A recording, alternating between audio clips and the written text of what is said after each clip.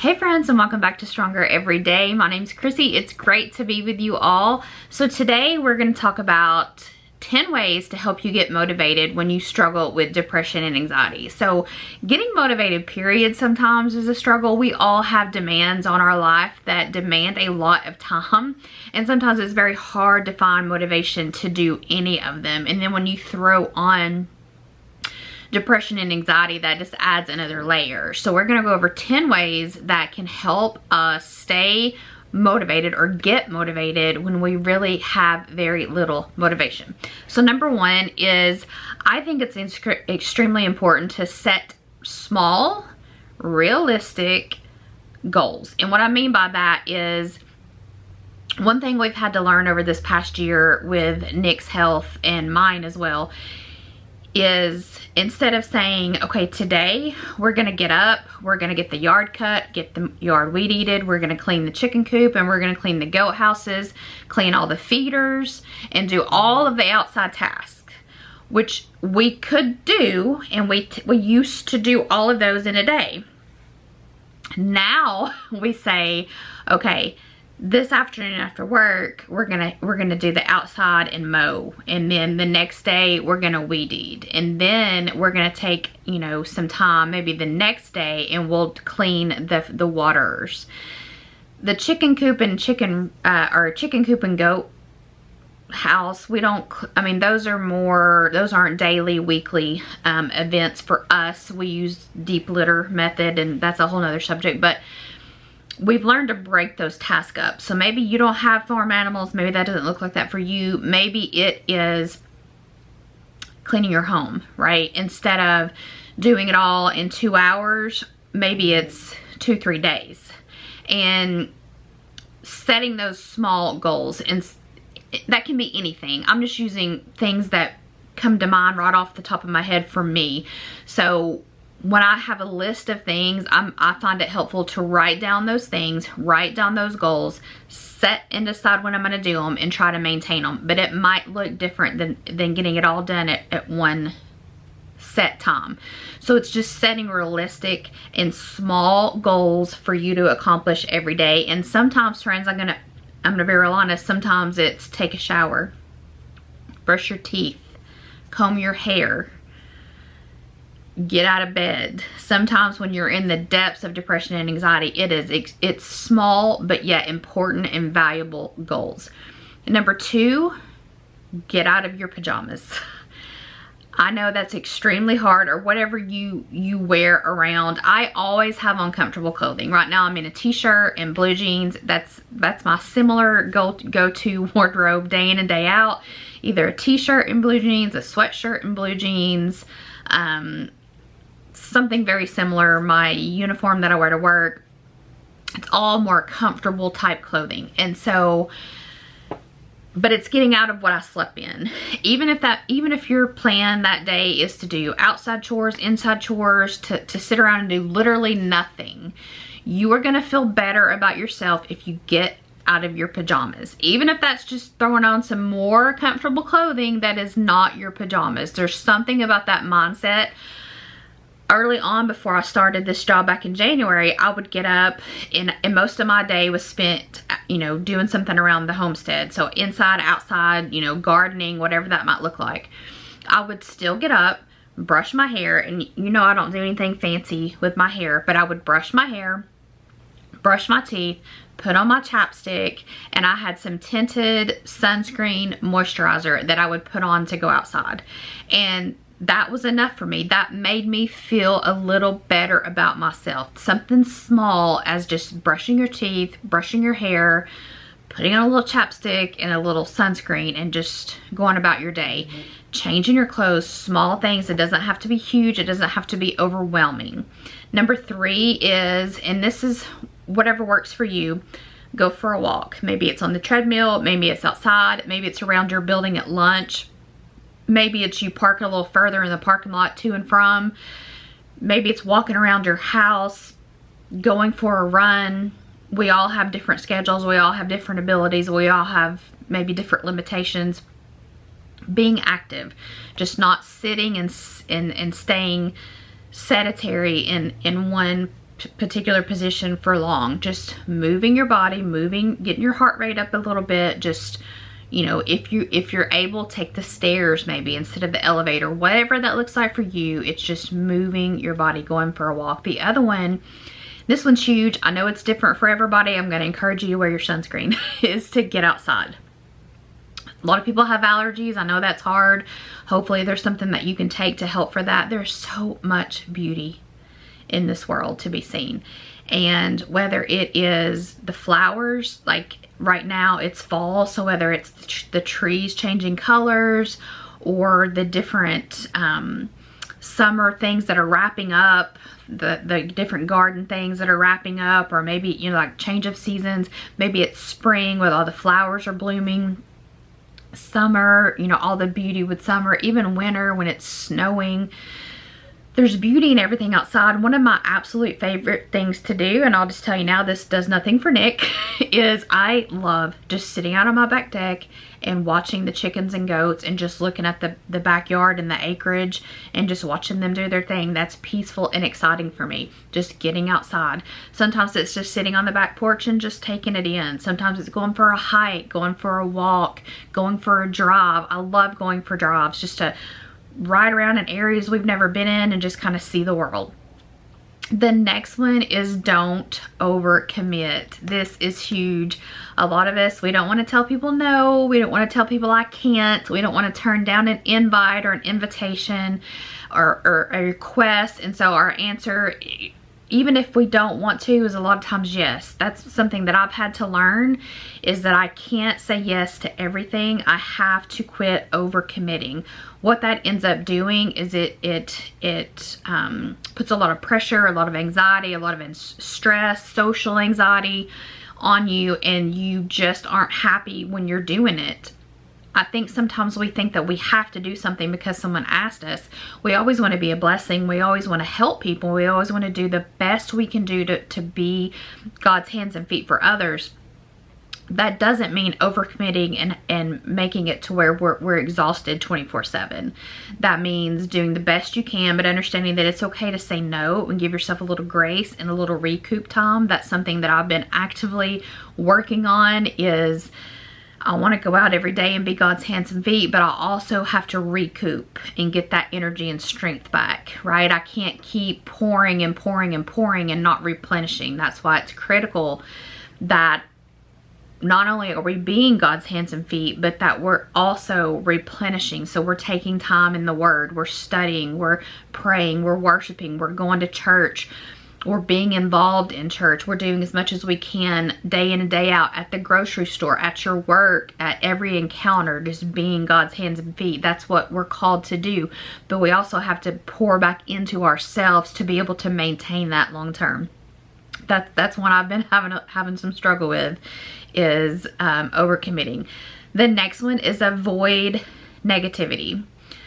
There are situations that you know are not good for you. There are people that you know, not that you can't love them and not that you can't pray for them and pray for God to bless them, but that you know you need to love them from afar.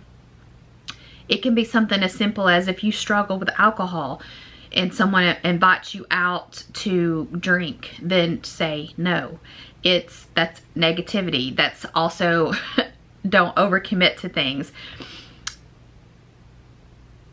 There are people that I love, that I pray for, but that I don't want to actively spend time with.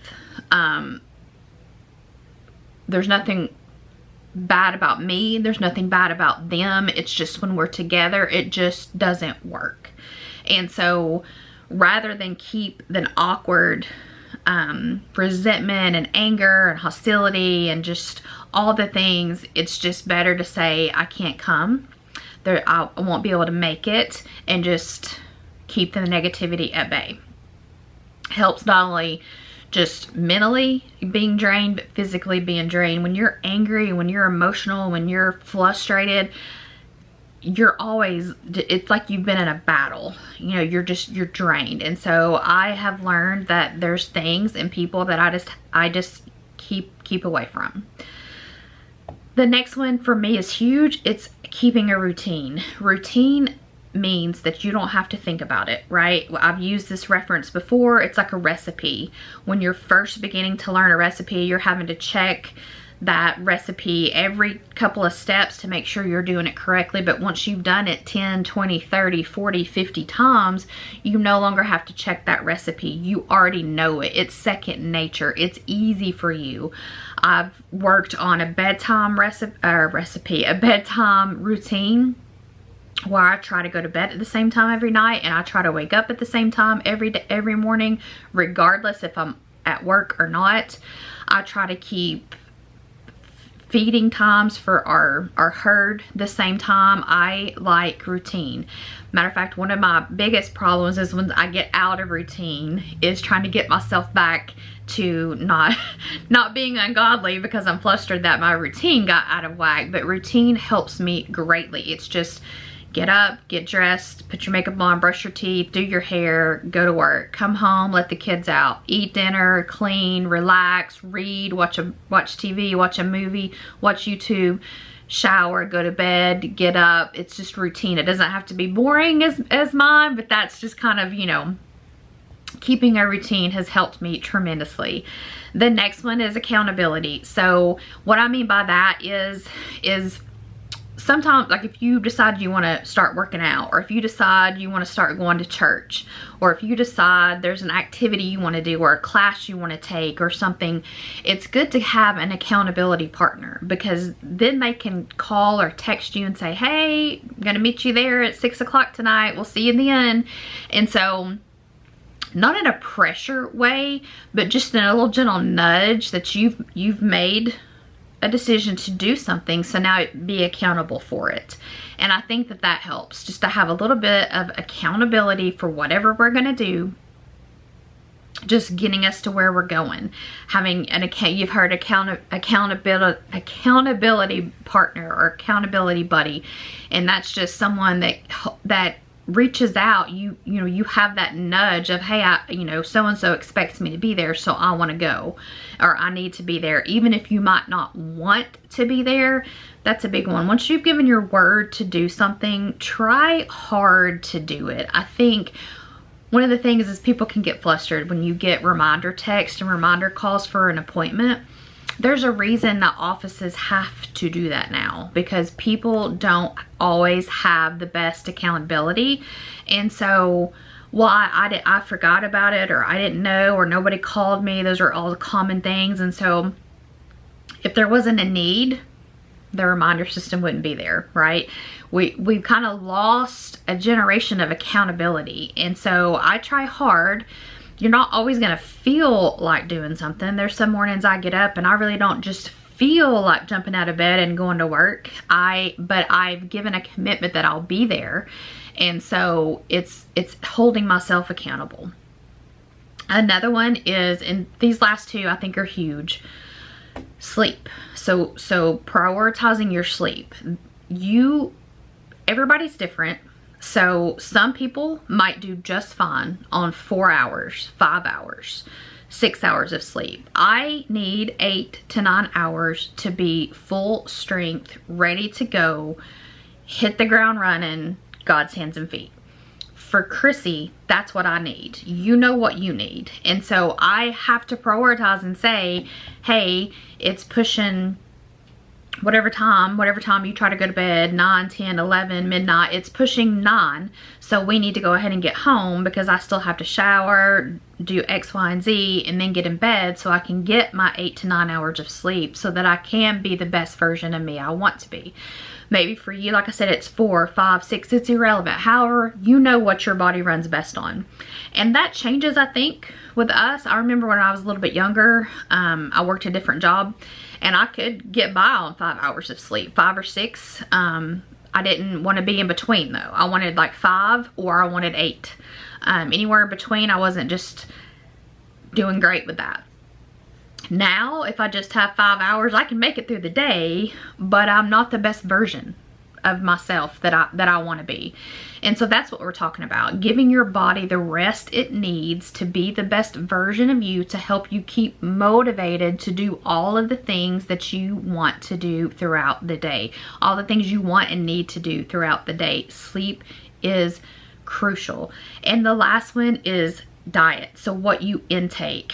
And I have noticed, since we've had to really watch what Nick is eating, there's a lot of things he can no longer eat, that when, say if we go out to eat, and so I haven't been able to have cheese or whatever that might look like, and I eat that particular food, that I can tell now that I don't feel as optimal.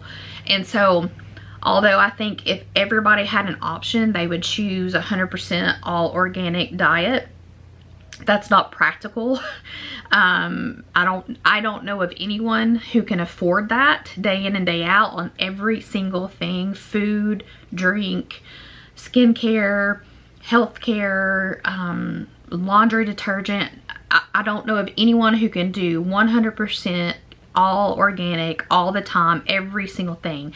Do the best you can, but keep in mind that if you are just ingesting what I would consider crap foods, which are just junk foods, super processed foods, day in and day out, it can and will affect your health. It will affect the way that your body runs.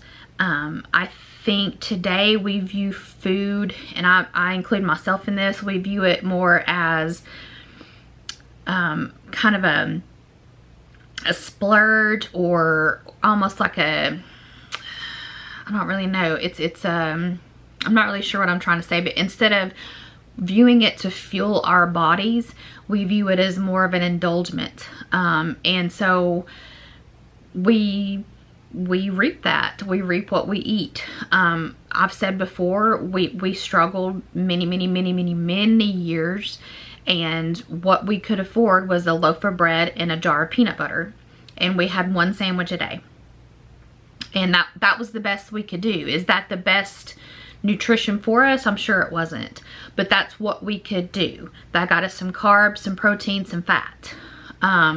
That's what our life was. And so not everybody can afford X, Y, and Z to eat, but the best that you can do, right? The best that you can do.